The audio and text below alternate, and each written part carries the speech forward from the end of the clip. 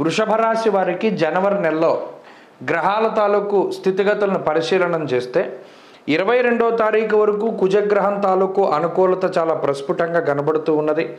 అలాగే 15వ తారీఖు వరకు అష్టమ రవి యొక్క స్థితి కనబడుతూ ఉన్నది. అంటే ముఖ్యంగా ప్రతికూలించే గ్రహాలని మొట్టమొదటిగా చూస్తే కుజుడు 22వ తారీఖు వరకు అనుకూలమైన గ్రహం, రాహు అనుకూలమైనటువంటి గ్రహం.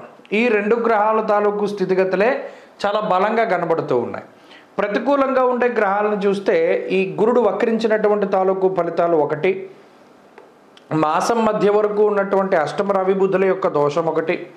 ఇవి రెండు ప్రధానంగా ఇబ్బంది పెట్టేటువంటి గ్రహస్థితులు. అంటే అటు ప్రతికూలతలు చూసినా అనుకూలతలు చూసినా ఆల్మోస్ట్ సమానంగానే ఉన్నాయి. 2 గ్రహాలు లేదా 3 గ్రహాలు అనుకూలించడం, 2-3 గ్రహాలు ప్రతికూలించడం వల్ల చాలా న్యూట్రల్గా రిజల్ట్ వస్తుంది.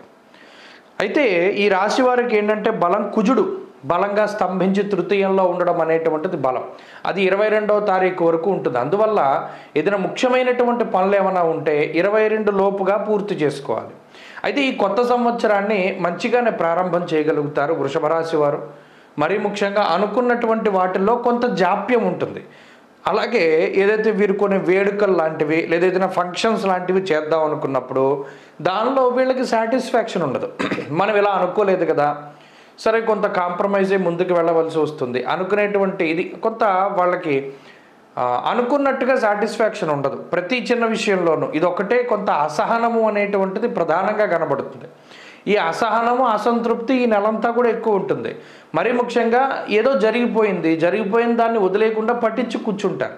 దానివల్ల జరగవలసినవి జరుగుతూ ఉన్నవి కూడా చాలా ఎఫెక్ట్ అవుతూ ఉంటాయి. ఈ వృషభ రాశి వారిలో ఈ నెలలో ప్రధానంగా కనబడేటువంటి సమస్య ఇది.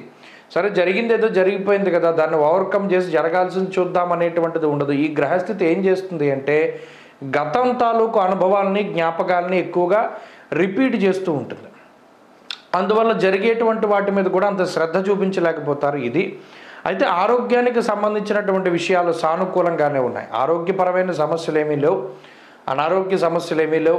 అలాగే ప్రత్యేకించి ఆర్థిక లాభాన్ని సూచించేటువంటి గ్రహస్థితిగా కూడా ఈ గ్రహస్థితిని మనం చెప్పుకోవచ్చును.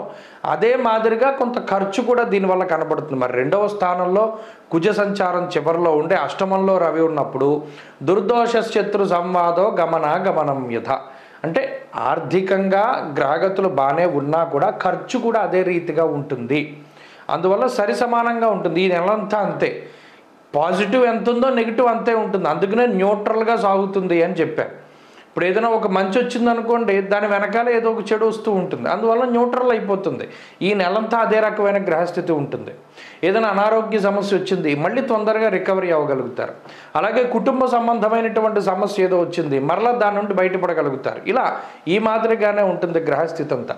ఇక ఉద్యోగ వ్యాపారాలకి సంబంధించినటువంటి విషయాలు కూడా ఈ రాశి వారికి కొంత సానుకూలంగా ఉన్నాయి. కొంత ఈ ఉద్యోగంలో కానీ వ్యాపారంలో కానీ ఒత్తిడి మాత్రం కొంత అధికంగా ఉంటుంది.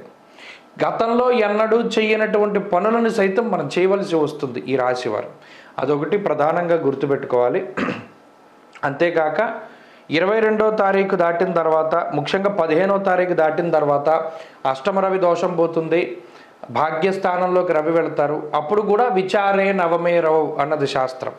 కాబట్టి ఏదో ఒక దాని గురించి చింతన. అందుకని ప్రధానంగా ఈ నెలలో ఒకటి గుర్తుపెట్టుకోండి, అయిపోయిన దాని గురించి మీరు తలుచుకోవద్దు. అది మంచిగా జరిగిందా చెడుగా జరిగిందా, అయిపోయింది ఏదో అయిపోతుంది.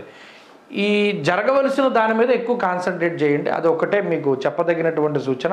మిగతా విషయాలన్నీ కూడా సాధారణంగానే ఉన్నాయి. ఈ జనవరి నెలలో మరింత అనుకూలమైనటువంటి ఫలితాలను సాధించడానికై ఈ రాశి వారు చేయవలసినటువంటి ఆరాధన దక్షిణామూర్తి యొక్క ఆరాధన. దత్తాత్రేయ ఆరాధన కానీ దక్షిణామూర్తి ఆరాధన కానీ లేదా ఏదైనా స్తోత్రం కింద చదువుకోదలుచుకుంటే సిద్ధమంగళ స్తోత్రము లేదా దక్షిణామూర్తి స్తోత్రం, ఇవి రెండు చాలా పవర్ఫుల్ స్తోత్రాలు. అవి గురుబలాన్ని పెంచుతాయి. తత్ఫలితంగా ఈ నెలలో మరింత అనుకూలమైనటువంటి ఫలితాలను పొందగలుగుతారు. స్వస్తి.